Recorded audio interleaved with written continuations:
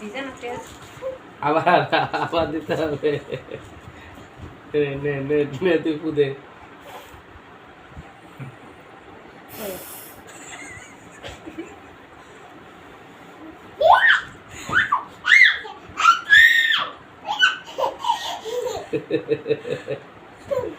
চলো তাহলে এবার আস্তে আস্তে বাড়ির দিকে যাই ভাত খাবা না শুটকি মাছের খটখটে রয়েছে অল্প না খটখটে না কি কও যা আমি তো খাই না না এখন খাবার আরে গেছি আজকে ভাতটা সব আবার আবার আবার আবার জোরে